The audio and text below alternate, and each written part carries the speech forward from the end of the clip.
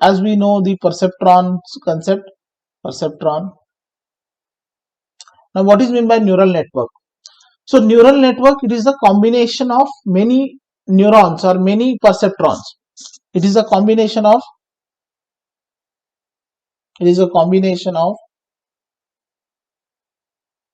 many perceptrons in the layer. Now simple neural network, you have the idea about the computer network, right? What is a computer network? It is a network of computers. This is a network of computers. Similarly, neural network means it is a network of neurons, or you can say perceptrons. So the basic neural network will have input layer, will have a hidden layer, and will have the output layer. So any neural network will be consisting of three parts. One is input layer, one is hidden layer, and one is output layer. Here the first layer is input layer. First is input layer. This is the output layer,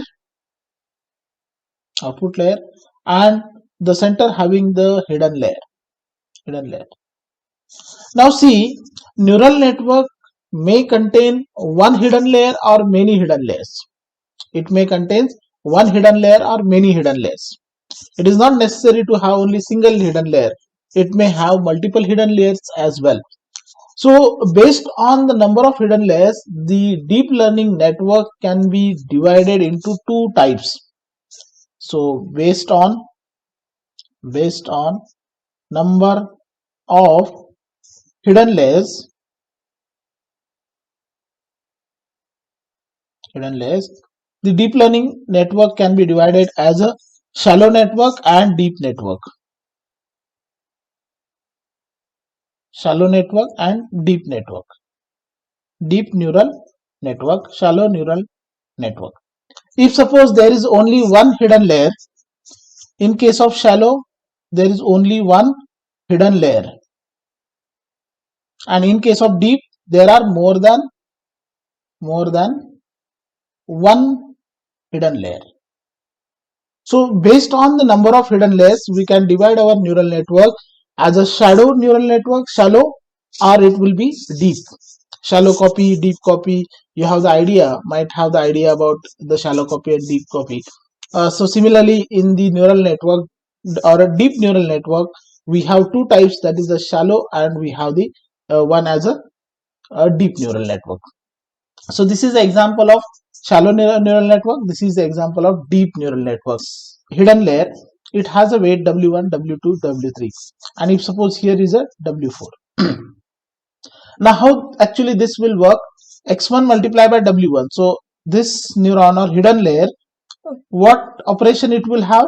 First it will have the summation operation, and next in the next one it will perform the activation function applied on the summation, right? So it will have x1 w1 plus x2 w2 plus x3 w3, and then you are adding the bias, so you can write it as a y. So y will become summation of xi wi plus bias, right? So this is nothing but what we have, summation of activation function and the bias term. So this is the first part of it. In the second part, we have to apply the activation function over it. So we'll apply activation function over the y. And if suppose here we are taking a sigmoid activation function, sigmoid, you have learned in the logistic regression what is a sigmoid. Sigmoid will have values between 0 to 1, right? 0 to 1. So it will have values like this, and it is 1 and 0. So 0 to 1. And what is the function? Sigmoid function can be written, suppose z is equal to 1 upon 1 plus e raised to minus y. If suppose y we are taking, z is equal to 1 upon 1 plus e raised to minus z. So activation function will be 1 upon 1 plus e raised to minus y. So whatever y we have, we will put in here, that is nothing but 1 upon 1 plus e raised to minus of summation. This is summation xi wi plus b.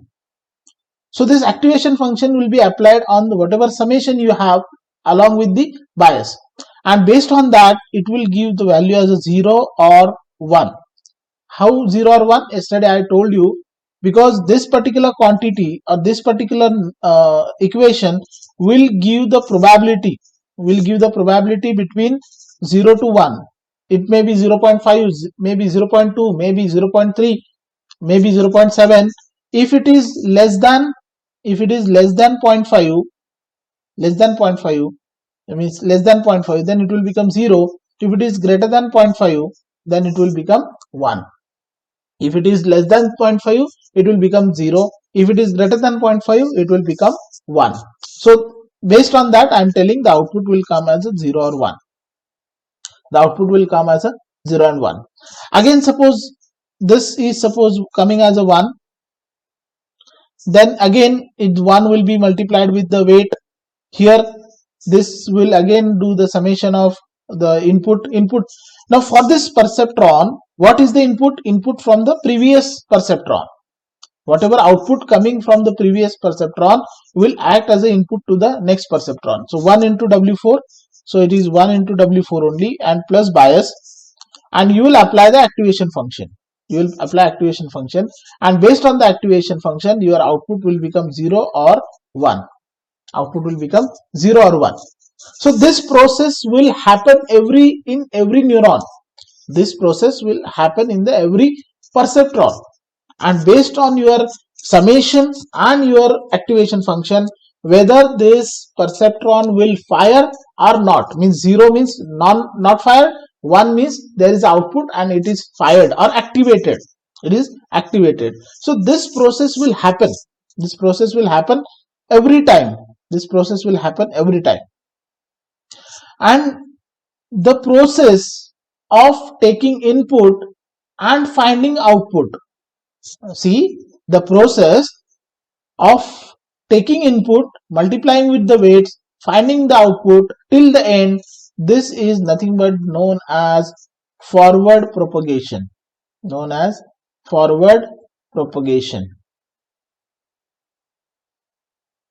This is known as forward propagation. Forward, you are moving from input to output. Taking the input, multiplying the weights, applying the activation function. Again, output you will find the same output will act as the input to the next layer, because here this layer is known as input layer, this is hidden layer, and this is the output layer. Because I am discussing only simple neural network where we have only one hidden layer and one output layer, or output layer will be one, no doubt, but hidden layer is one layer. In this case, there may be multiple hidden layers available. So what is the forward propagation? Taking input and moving towards the output, that process is known as the forward propagation. Now next concept comes into the discussion, that is nothing but the backward propagation. So moving from the output, and based on the output, what you will do? If suppose output is 0 or 1, based on the output you will find the loss. Loss will be calculated as, suppose it is a predicted output, so you can say y cap minus y, suppose, let it be, or you can have the output y minus y hat. Y hat means the predicted, it means original minus predicted. You have to calculate the loss, and based on the loss you will y minus y cap, no? Okay, yeah. So output, original output minus the predicted output, that is nothing but the loss you have to calculate. And after calculating the loss, what you will do? Based on the loss, you will try to update all the weights and the biases. See, whenever, what is a forward propagation? You have to take x1, x2, x3, then multiply with weight 1, 2, 3, like this. Find out the output of the first neuron, perceptron, then go to the next, till the end. That is called as forward propagation. Now, what is the main aim of the backward propagation? You have to calculate the loss loss of the whatever based on the inputs, whatever loss you are having, you have to calculate the loss, and based on the loss try to update the weights. I will tell you how later. Try to update the weight and bias. Here may be the bias, so you have to update all the weights and bias in the reverse way, because you will start from the output and you will try to update first this bias, then weight 4, then this bias, then weight 3, weight 2, weight 1 till the input. So that is known as backward propagation. That is known as backward propagation. This is known as backward propagation. So forward propagation, are you getting the point? You are taking input and finding the output, that is known as forward propagation. And from based on the output, you are trying to update the weights till input, it is known as backward propagation. So any neural network, whatever you are taking for a training purpose, in the training, what happens? You are doing the forward propagation and backward propagation, and continuously this process happens till the end, till the number of epochs you have specified, and based on that all the weights and biases will be updated, and whatever best weight and best bias you have, it will be considered as your model, trained model with the weight. So I will tell you how weights and biases will be updated in the backward propagation. Now see, one example is, we'll have the example as well.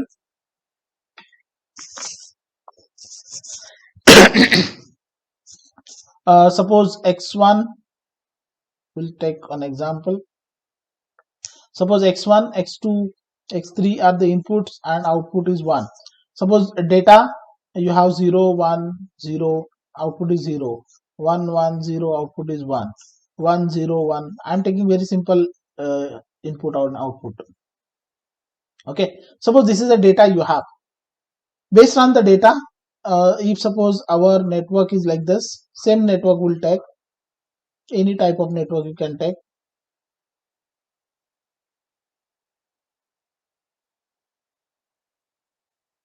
Suppose it is x1, then it is x2, and then it is x3, and you will have the output, final output, predicted output.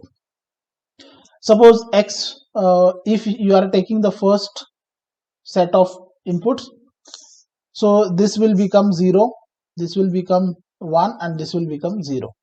So it will be weight, suppose weight 1 is anything weight you have, suppose w3.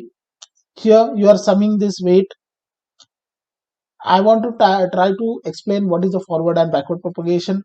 Here you will multiply this, summation will happen xi wi plus bias, and then you will apply the activation function over it. If suppose you are getting output as a 1, let it be output as a 1. Now there may be weight 4, you will multiply 1 with the weight 4, and again here the summation of xi wi will happen, means 1 into weight 4 plus some bias you will have, and you will apply the activation function. And based on the activation function, if suppose I am getting predicted output as a 1, suppose I am getting predicted output as a 1, but what is my original output? But what I expect, output should be 0, output should be 0. So find out the loss now. So this is this process is known as forward propagation. Sir, one question before Yeah, moving ahead. okay. So the y cap would be in only into 0 and 1, correct? No, it is not necessary to have 0 and 1. For our answer is for 0 or 1. Okay. Yeah, it is different. It may be different based on your problem statement. There might be, here only we are considering the classification of binary classification. So it may be 0 or But 1. the value won't go ahead of 1 or below the 0, correct? Yeah, in this case it will not go, because we are using the activation function as a ReLU, and not ReLU, as a sigmoid. So based in the sigmoid function, our value may not exceed 1 and may not be less than 0. So that output should be 0 or 1. In suppose in some cases we are designing our this network for let it be for regression. In that case the output may vary. It is not necessary to be 1 or 0. Output may vary, but it is the simple example of a classification, binary classification, where we have only two classes, 0 or 1, and for that we are designing this particular example. So suppose sigmoid, and this is the y hat will be suppose 1, but actually what should be, it should be 0, but what predicted 1. So we will calculate the loss of it. Loss is equal to y minus y hat, let it be. So that based on the loss, what loss it will be, 0 minus 1, suppose minus 1, loss comes to minus 1. So loss comes to minus 1. Based on the loss, we have to update all the weights and all the biases. Based on the loss, we have to find we have to update the weights and bias, and we'll take that in the reverse way, from output to input. From output to input, that is known as backward propagation. Backward propagation. Backward propagation. And each and every bias, if suppose B2, this is bias B1. So bias B2, B1, weight 4, weight 1, weight 2, weight 3 will be updated. And then again the next record will be sent. Then again loss will be calculated, weight will be updated. This process will continue, because in every iteration, in every epoch, you have to pass every record to the network one by one. If suppose here we are trying to send it one by one, so based on the records, output will be found out, then loss will be calculated, then again the weights and biases will be updated, again next record will go, then updation will happen, next record will go, updation will happen. So this process will be forward backward, forward backward, forward backward, till the, means it is not a single iteration, it is not a single epoch, there are many multiple epochs we are trying, and we are trying to reduce this loss, near to zero. So like gradient descent, you might have very much idea about the gradient descent. That gradient descent is nothing but we are trying to find the global minima. What is a global minima? Where the loss is minimum, for the line, whatever line we are trying to fit with the data. So our aim is to find out the minimum loss, or loss should be minimum, and this process will happen forward backward, and all the weights and biases will be updated, and finally we may have the the weights and biases such that it is the best suitable weights and biases available. So that will be nothing but our process of the training, that is known as training process. So in the training we are finding this, we are moving in the forward direction and then coming back in the backward propagation for updation of the weights. So it is nothing but the forward propagation and backward propagation. Now see, at least try to remember what is forward and backward. We'll discuss the weight updation and everything later. Yeah, so neurons, perceptron, we have discussed. What is the shallow network, what is the deep neural network, that also we have discussed. So this is the example of deep neural network. Now again some explanation more about that. It is the backbone, neural network is the backbone of deep learning, and it consists of it will consist of a single input layer and single output layer. See, input layer, how many input layer will be there? One. Output layer will be there? One. But hidden layers may be varying, multiple. So based on your things, or based on how much calculations you want, based on the architecture of the network, the hidden layers will change, but input and output layer will be single layer. That each layer, input layer, output layer, hidden layer, will contains what? Neurons. It will contain neurons, and maybe as a cluster of neurons. Means many neurons we have. Then what is the neuron? Neuron is a connected to all neurons, means in the neural network here you will find in this case input layer having the neurons, hidden layer having the neurons, and each neuron is connected with the other neuron. There is a connection between each neuron from the input layer to the hidden layer. This is the first part of hidden layer 1, hidden layer 2, hidden layer 3, and this is the output layer. But each and every neuron is connected together.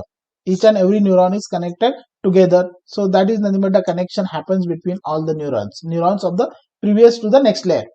Now what is the neuron or what is the perceptron we have? It is a combination of functions. What is a combination of function? Weighted sum and activation function. So we have a summation of xi, wi plus bias, that is weighted sum, and we are applying the activation function over this, that is nothing but activation function.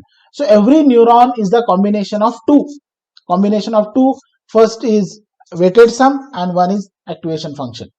Then output of any layer or output of the previous neuron or any layer will become input to the next layer. So that is known to us. Now again, what is a neurons? In this case, it is a unit of the layer in the network. We have explained it. What is a neuron? Then combination of sum function plus activation. Then what are different activation functions we have? Mostly in the logistic regression you might have used the sigmoid, but it is not only the function activation function we have many activation functions like a sigmoid. We have tanh, we have relu, we have leaky relu, we have elu, prelu, switch, soft plus, softmax, and so on. So we have activation functions as per the need, as per the design of the architecture. We can change the activation functions. This is relu, pre-relu. Because why there are so many activation functions? Because every activation function will have advantages and disadvantages. Will have advantages and disadvantages. To avoid the disadvantages of some activation function, new activation function will be found out. So this is happen like that. Sigmoid having some advantages, disadvantages, hence tanh is found out. Tanh having some issues, so relu will be relu is research. Then based on the relu, there are some issues with the relu, leaky relu found out. So again, softmax having different advantages, disadvantages.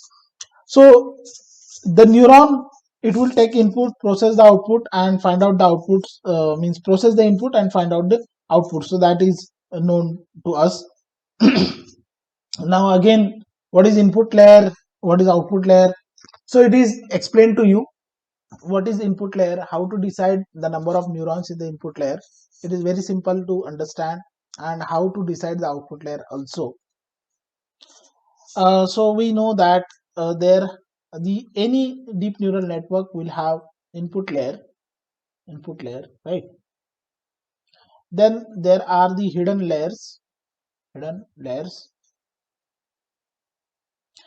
then one is output layer. Now how many neurons will be there in input layer and in output layer?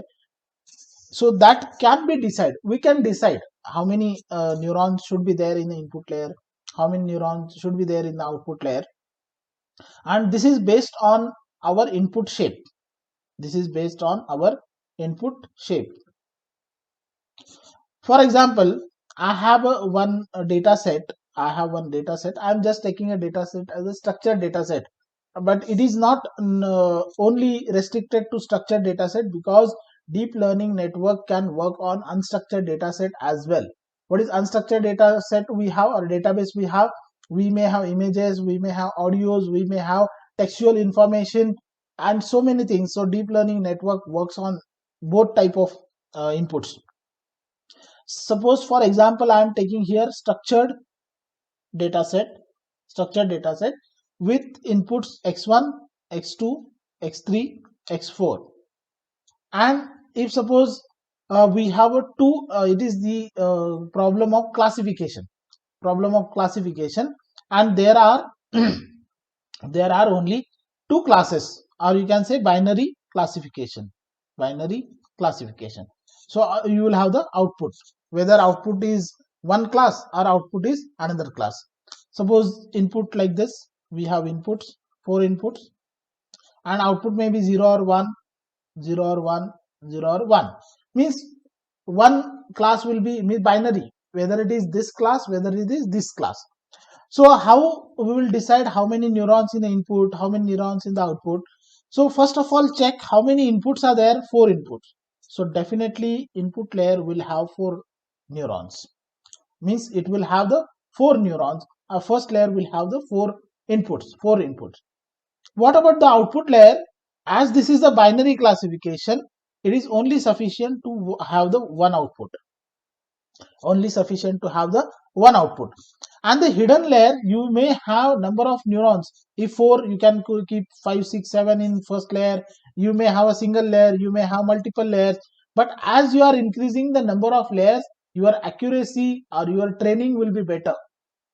Accuracy or training will be better. So hidden layers, mostly our control is not on the hidden layers.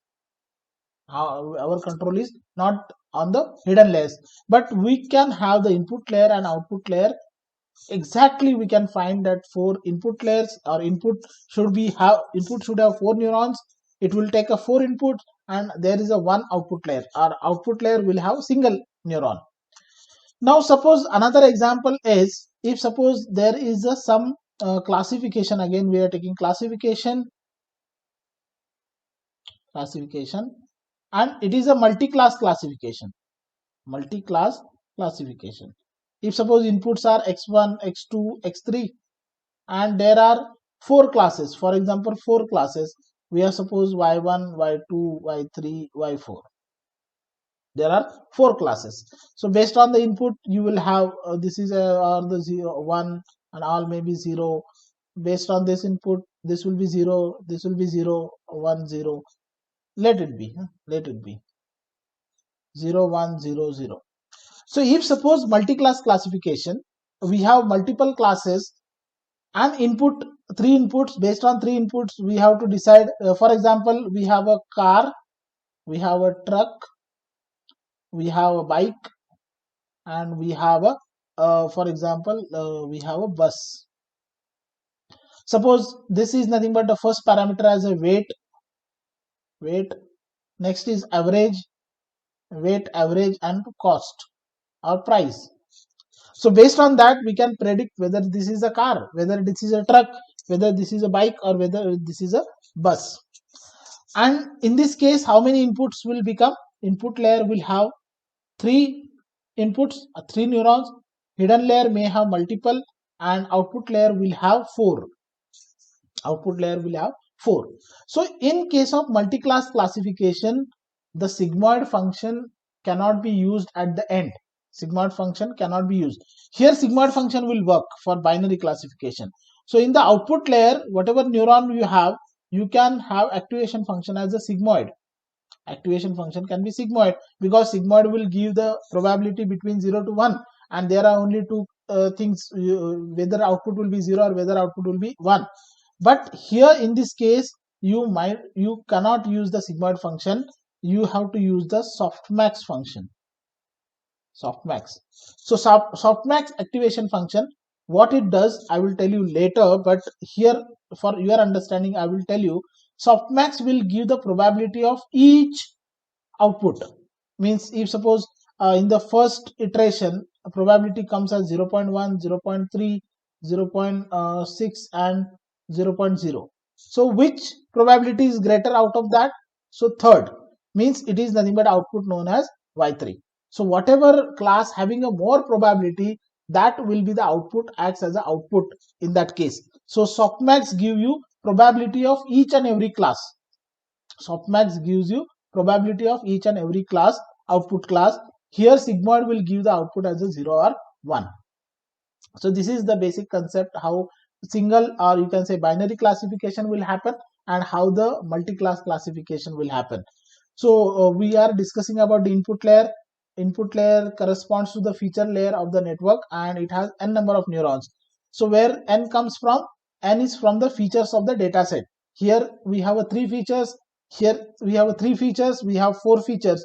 So that n will become, number of neurons will become 4 in this case and 3 in this case. And this is the first layer of the network. Now what is the second layer? Hidden layer. And this is a very important layer of the network, and which is responsible for the calculations identifications, and finding the relationship between target variable feature and target variable. And see, there are many hidden layers. I told earlier that if suppose layer is single layer, it may be shallow, and if it is multiple, then it will become deep neural network.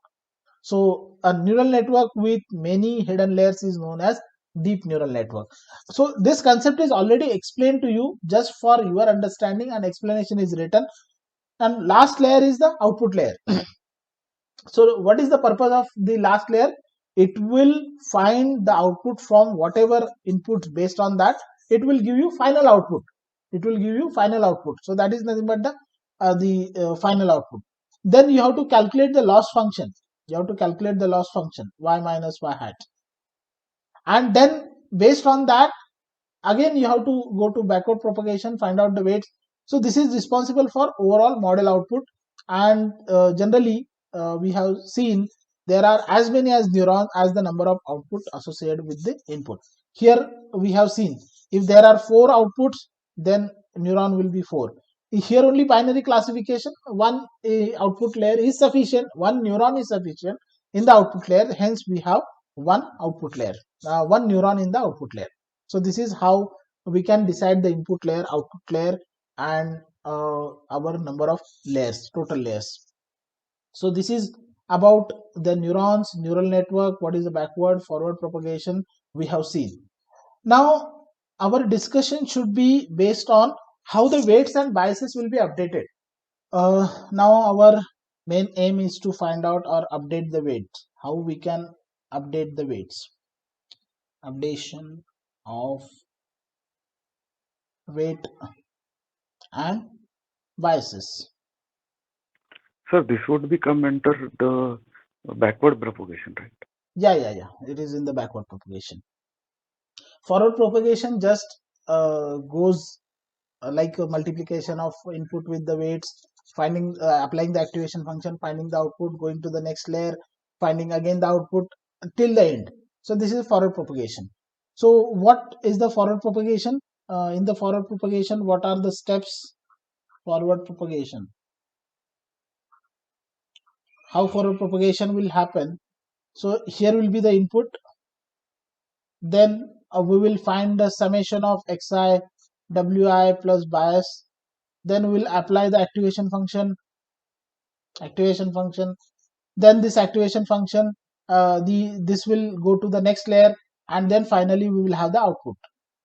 It is not only single, there are multiple, because it is based on the number of layers we have.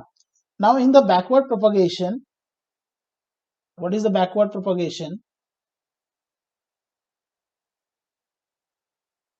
Backward propagation, we will have the output, right? Output, based on that you have to calculate the loss.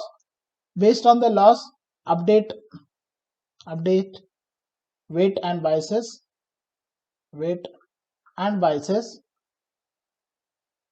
And then, so this is about the backward propagation. So finally you will come to the input, till input.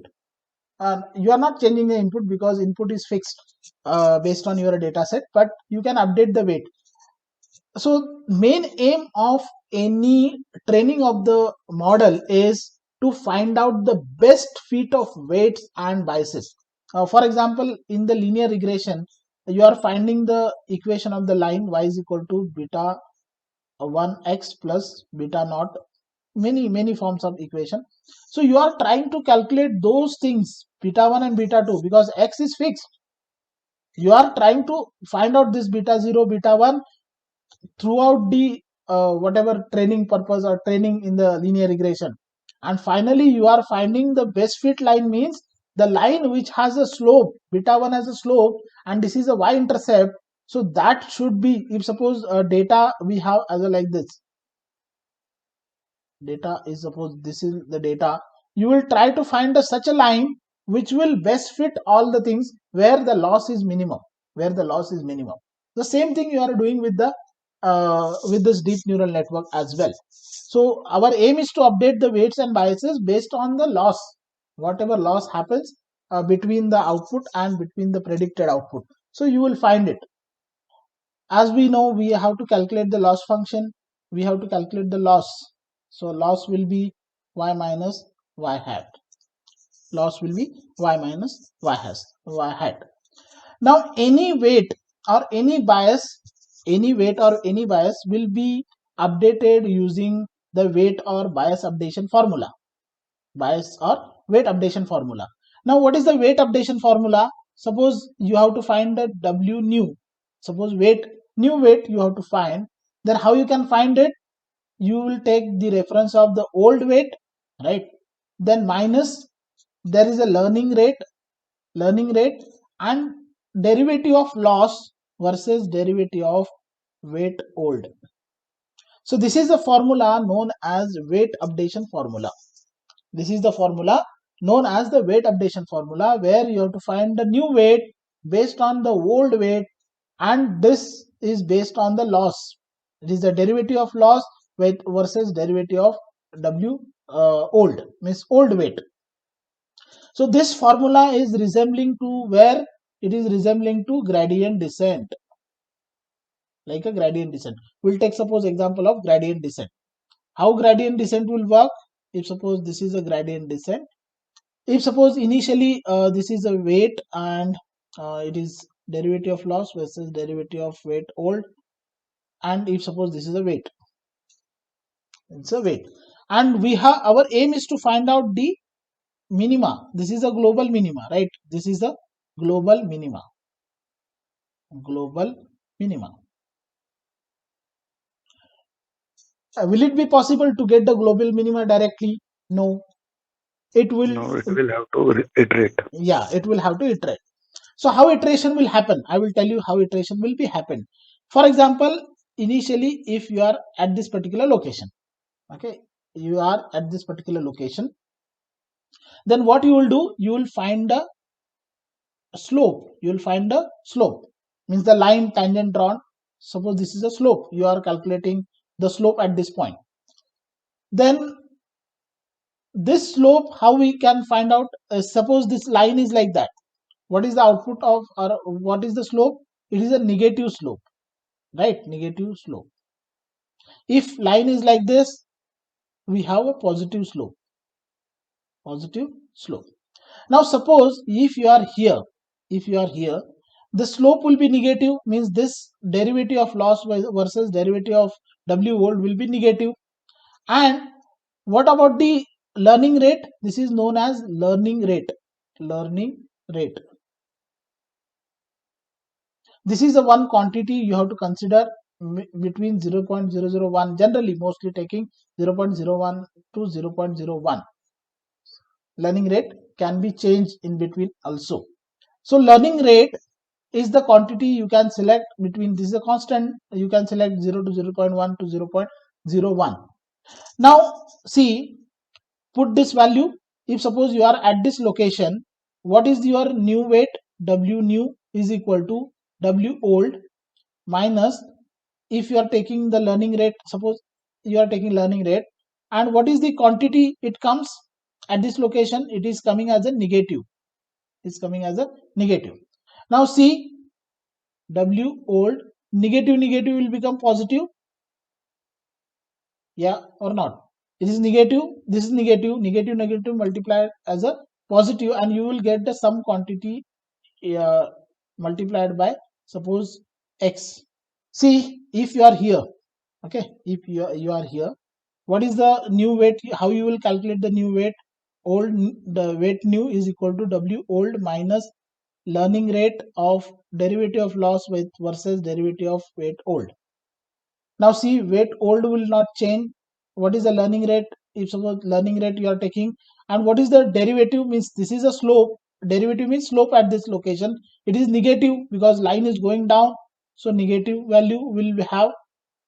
So weight old, negative will become positive into some value, right? Suppose instead of x we will take a. So if you add something into old, definitely it will increase. Are you getting my point? See, if suppose weight old is 4, okay, weight old W old is 4, and derivative, then new weight is equal to 4 minus learning rate if I am taking 0.1 multiplied by the slope comes to minus 1. Let it be minus 1. Now try to find out the answer. 4 minus minus plus zero point 0.1.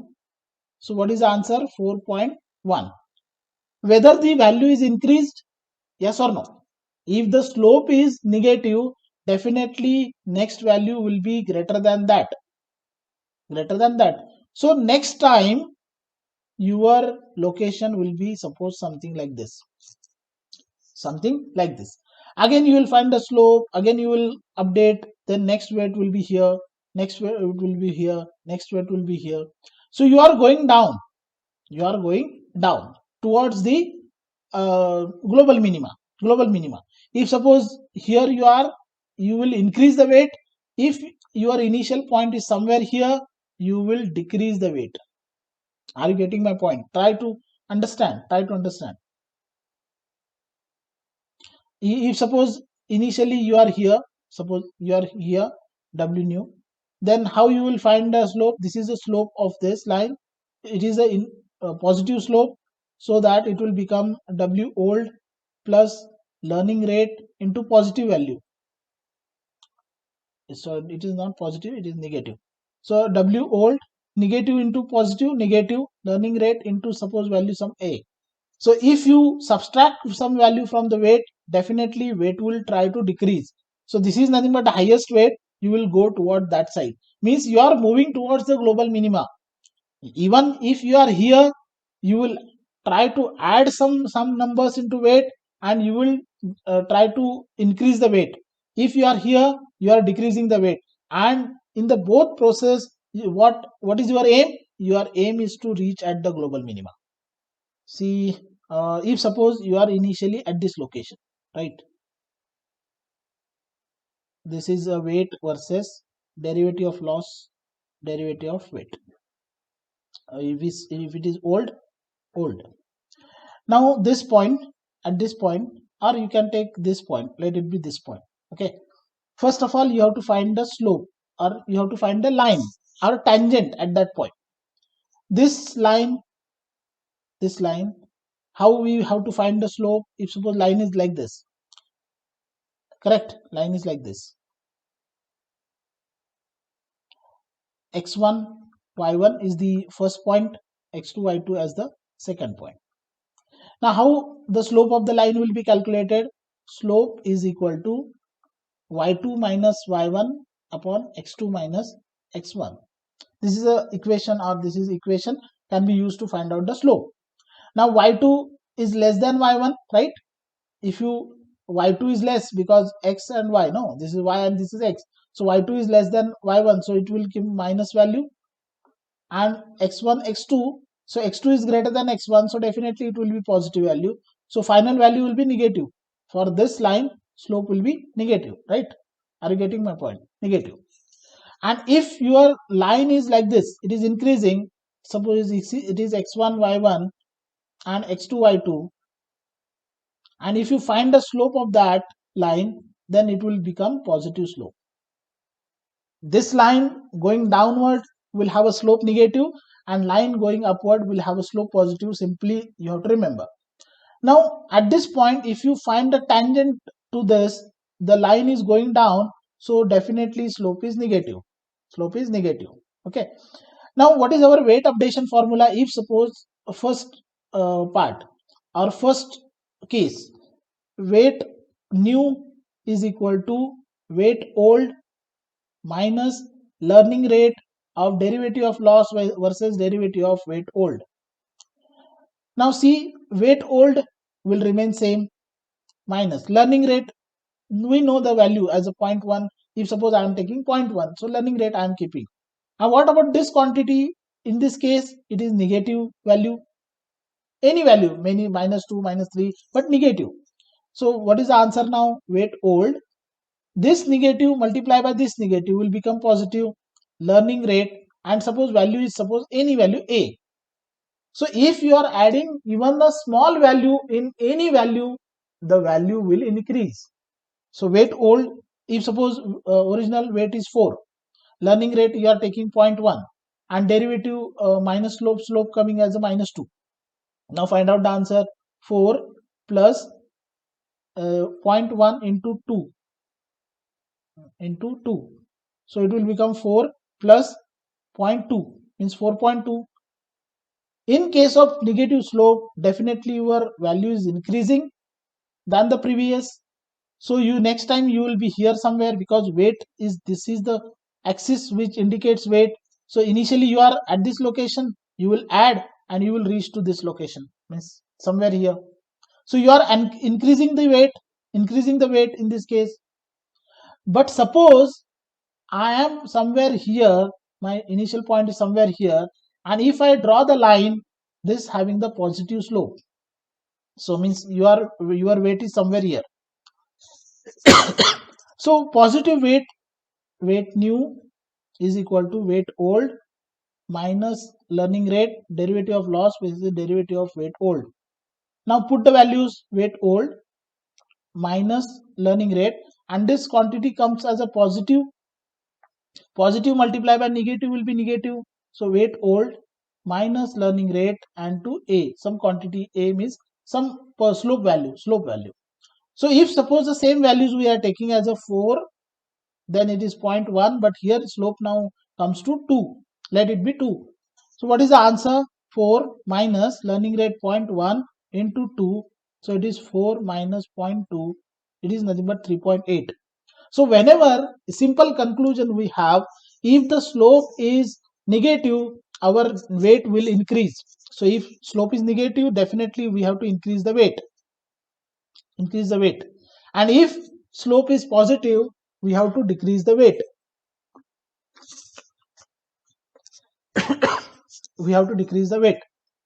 So you will reach to that. So what is the main aim of our aim? We have to find out this point, which is nothing but the global minima. So if slope is negative, we have to increase. If slope is positive, we have to decrease. Until that, unless and until we are not getting a small value of the loss. So this is what is the gradient descent, and this is what how we are updating the weights. So in case of weight updation, we are considering gradient descent. Here as an example of a gradient descent, what is this? Gradient descent is nothing but optimizer, right? Optimizer. What is the use of optimizer? Iteratively, you have to try to reduce the loss and get the best value. So gradient descent is one of the optimizer. Are you Sir, getting the there is a point? one question. Yeah. The learning rate would be the constant until we reach the global minima, right? It won't change. It would be constant as we have picked at Sometimes the first place. no. Sometimes we can keep the changing learning rate. So in some cases, we have to keep the learning rate changing, and based on that changing, why we have to keep the changing? Mostly, if suppose we are moving from here, and the learning rate is very small, then it will go like this. No, Okay, small okay, right. iteration. So we If have to increase that in increase, order to yeah, and reach the global whenever, minima earlier. yes, and if we cannot increase it too much, because in the here we have to increase, but unless if you are coming here and if you increase, you may jump that particular point. So in that Got it, case, sir. it should be as a learning rate may vary and it may be changing also. So whenever But you will, yeah, mostly it is constant, right? mostly it is constant. We are taking mostly as point not one to point one.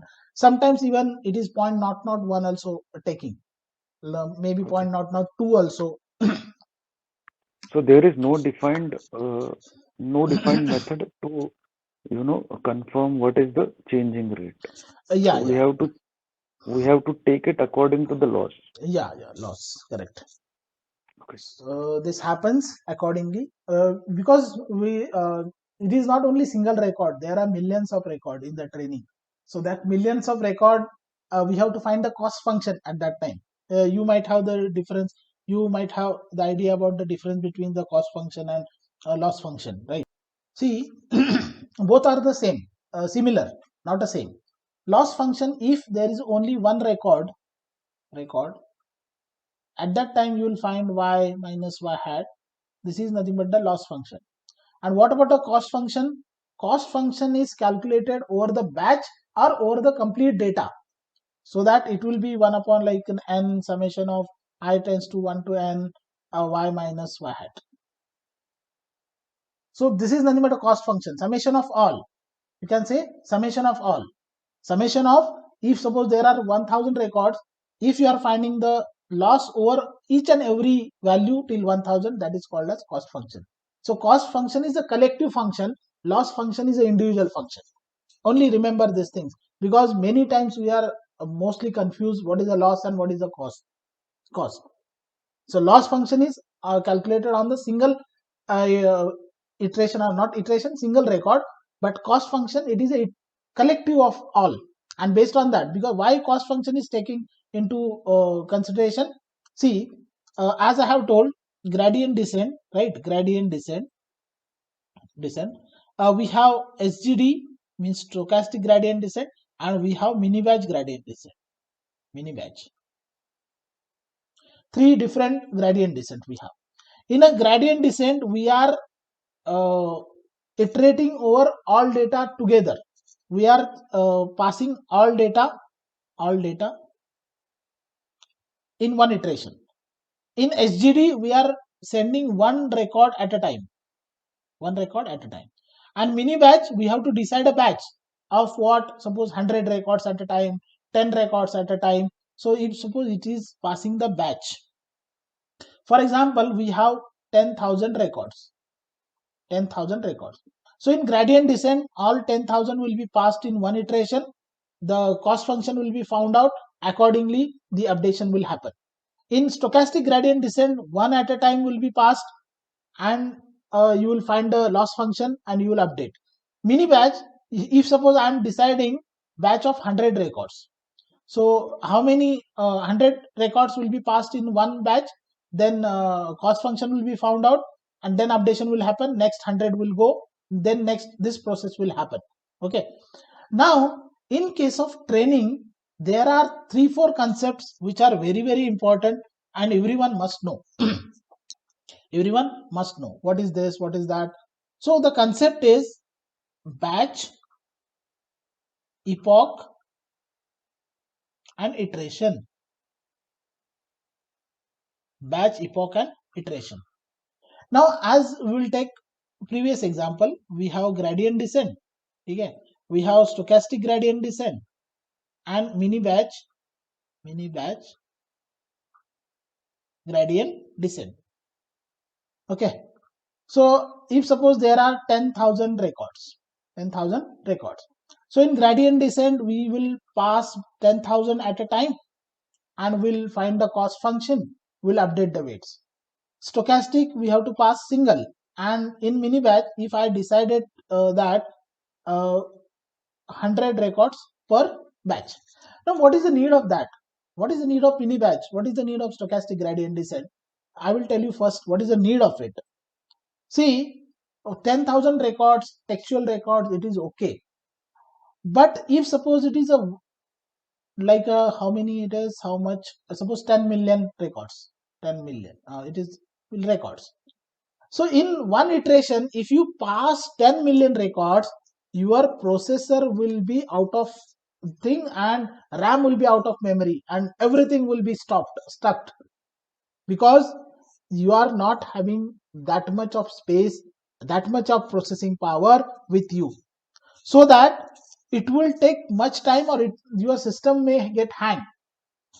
If suppose this is only textual data, it is okay. Even you can think that this data can be loaded into the RAM. But if you consider images of 10,000 images, you are loading at a time, what will happen? You cannot load everything at a time on the processor and RAM, and processor cannot process it, cannot find the loss function, cannot do the operations. So that means you cannot pass gradient descent, you cannot pass all records at a time. This is not possible. Second option is you have to pass a single record. But if you pass a single record, what will happen?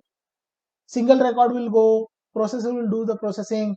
So how many times it will iterate for one data, means suppose 10 million data, it will take 10 million cycles, go forward, direct, backward, forward, backward, 10 lakh times or 10 million times, and it will cost your time. It will take too much of time. And in mini batch, if suppose you have decided of 1000 records at a time and you are passing a batch of 1000, then what will happen? How many times this will go forward and backward? So three zeros will go, means 10,000 times. 10,000 times it will go forward and backward. So it is nothing but the midway between gradient descent and stochastic gradient descent. Midway between gradient descent and stochastic gradient descent. So that this is the mostly best way to decide a batch and accordingly train. Otherwise you will get the memory error. Could out of memory you may get error, maybe memory error you will get, maybe sometimes your system may get hang. So this issue will be reduced by passing a batches. So I am deciding batch of 1000 record at a time, then go forward backward, find out the cost function, update it, next 10,000.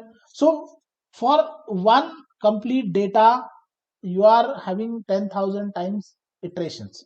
Now I will tell the relationship. Are you getting my point? Stochastic gradient, what is issue? At least try to get the issue. I will tell you, I will explain what is a batch, epoch, iteration later. Okay, at least try to get the issue that suppose there are lots of records and if you are passing at a same time, then what will happen? You cannot process it easily, you cannot process it perfectly. So if even one batch or one record at a time, it will cost too much of time. It will take too much of time for the training. So main aim or main way is you have to take a batch wise and batch wise process it, do the next calculation like this. Now what is the relationship between batch, epoch and iteration? Now what is the epoch? First of all, what is the epoch? If suppose you have a 10,000 records, I will take simple example of 10,000 records. Epoch means moving or passing the 10,000 records in the forward direction and calculating loss, and in the backward direction updating the weights is known as epoch. Means passing complete 10,000. It may be mini batch will take, I will tell you about mini batch later. Means iterating over or passing complete data or in a forward direction and backward direction is known as one epoch. Correct? One epoch. Now in case of gradient descent, yeah, it is okay that 10,000 records will be passed and in the backward direction based on the cost function you can update the weights. But what about the SGD, mini batch, right? How it happens? So in case of mini batch, we are deciding some batch, right? We are deciding some batch. Suppose batch size is of 1000. So what will happen? First 1000 records will go in the forward direction, then in the backward direction. Over the loss of 1000 you will update the weights. Then next 10,000 records will be 1000 records will be passed, then this weight will be updated. Next 1000 records will be updated. So how many times it is going forward and backward? Total, if it is going 10 times, so means 1000 batch, how many batches will become? There are 10 batches now. One batch is of 1000, so total 10 batches will become. So this complete process of passing data 1000 then coming back, then 10,000 then coming back, 10,000 then 1000 then coming back, and if you are processing whole data, this is becoming as your epoch. This is becoming as a whole epoch, because here is also the same process, because you must pass whole data. You the main aim is to process whole data in one forward and backward, that is known as epoch. But here because of the batch it becomes 10 times, means first 1000, next 1000, next 1000. So this 1000 is known as batch, because you are deciding the batch, means how many records at a time you have to send, that is known as batch. Now where is the iteration comes? Now because of the 10,000 records, because of the 10,000 and batch is 1000, you can pass this whole data in how many iterations? 10 iterations. So this is becoming iteration. So epoch means you are passing complete data. Whenever you will calculate anything, means forward, backward, over whole data, it is called as epoch. But it is not possible to pass all data together.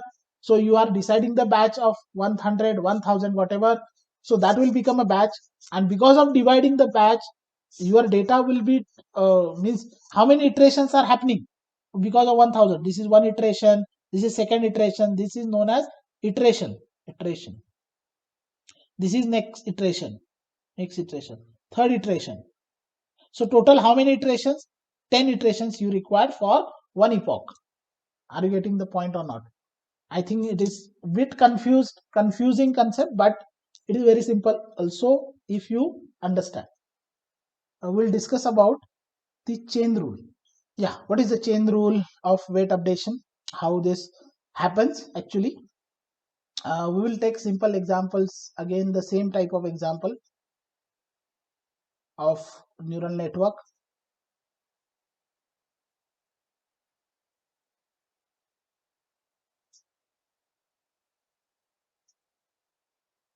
X1, X2, X3. This is X1, X2, X3, weight 1, weight 2, and weight 3. This is weight 4. And here you will have a bias 1, and here you will have the bias 2. From this particular neuron, you will have output as a 1, output 1, because this is also processing input multiplied by weight and all, applying the activation function summation, and you will have the output 1. This output will become input to the next neuron. So here also summation and activation will happen, and you will get the output as a 2. That is nothing but your final output, predicted output, correct? So it is a simple thing we have. Now how the weight will be updated, because in the forward direction we are finding the loss and all. This is a forward propagation, and this is the backward propagation. Okay, forward propagation, backward propagation. So in case of backward propagation, how weights will be updated? Now see, we know the weight updation formula. The updation formula will remain same. So weight O new is equal to weight old minus learning rate, derivative of loss, weight of old. This is a formula. And if suppose you want to update the bias, then bias new is equal to bias old minus learning rate of derivative of loss versus derivative of, this is derivative of the bias old, derivative of bias old. So formula is same. Now we'll move towards how the backward propagation will happen and how the weight 4 will be updated. Suppose initially I want to update weight 4. Okay, weight 4. Now how weight 4 will be updated? So weight 4 new is equal to weight 4 old minus learning rate, derivative of loss versus derivative of weight 4 old. Weight 4 old. Is it divided by weight old? Yeah. Is it divided by the derivative of weight old? Yeah, it is derivative of loss with respect to derivative of this one. It is a derivative. Yeah. Will happen. Division will happen, right? Yeah. It is derivative. It is the partial derivative of loss versus derivative of weight for old. Like a slope. This is whatever slope we are calculating this. Right. Okay. So this will happen. Now, what is the chain rule actually? What is the chain rule? See here, this weight 4, after weight 4, what is their bias? And then based on bias, you are getting output O2, and then output O2 is nothing but the y hat, means predicted output. So actually, whenever you have to update weight 4, it will be depend on B2 and O2. B2 and O2, output O2. So that we can write it as derivative of loss versus derivative of weight 4 old is equal to, first of all, first one. This is a derivative of O2 or W4. Let it be like this. Derivative of loss versus O2. First is derivative of O2. Then derivative of O2 is based on B2. Derivative of O2 based on derivative of B2. Then B2 is based on derivative of B2, derivative of W4 old. If you remove this, to the O2 get cancelled, but it is a chain rule because it is not directly based on W4 old. W4 old, it is not directly based on. It is based on bias also contributing something. O2 is also contributing something. Hence, it becomes as a chain rule. So, derivative of loss with respect to derivative of O2 multiply by derivative of O2, derivative of B2 means bias 2, derivative of bias 2 with derivative of 4 old. So, this is how chain rule happens. This is a chain rule. This is a chain rule. This is nothing but a chain rule. Similarly, if suppose I want to update B2, B1, I will take B1. So B1, how I can write? W, not W, it is B1 new is equal to B1 old minus learning rate derivative of loss versus derivative of B1 old. Now again B1 is based on W4 O1, W4 B2 O2. So what is the chain rule now? I can write derivative of B1 old is equal to derivative of loss versus derivative of O2. Derivative of O2 divided by, it is based on derivative of B2. Then derivative of B2 based on derivative of W4. Then derivative of next is W4 based on derivative of what O1 multiply by derivative of O1 based on derivative of B1, and finally derivative of B1 derivative of sorry, it says B1 old. This is not there. B1 old. So it is a chain rule because the quantity is not, or the value is not based on single value. Directly you cannot calculate the loss. The loss is resulting from the O2, B2, W4, O1. No, it is coming from that side. So whenever you have to update any weight, the previous weight or bias you have to consider. And this is taking a chain rule. This is a one rule from mathematics. A derivative, in the derivative portion or in the mathematics, you might have the chain rule because derivative of the previous, it is costing something on the next. So such type of rule was there, that is known as chain rule. So in every weight updation, in every bias updation, this chain rule is used. Chain rule is used because directly you cannot find, no, how you can find the weight of W1 without taking consideration of O2. It is not possible. So that till O2 there are the biases and outputs you have to consider for the updation of it. So this is found out with the help of chain rule. This is found out with the help of chain rule. Now, are you getting the point of chain rule? I think you have some idea about the chain rule because something is happening. Something is happening earlier in the output or in the bias, and because of that, this weight will happen. Directly, you cannot change weights. Directly, you cannot change the weights W1, W2, W3 because they are based on some B1, O1, W4, O2, B2 because it is going from this direction to that direction. No? This direction to that direction. Directly, how you can find out the derivative of any weight or any bias directly? It is not possible. We have to use the chain rule. So this is nothing but the chain rule of weight updation. How the weight updation is done with the chain rule.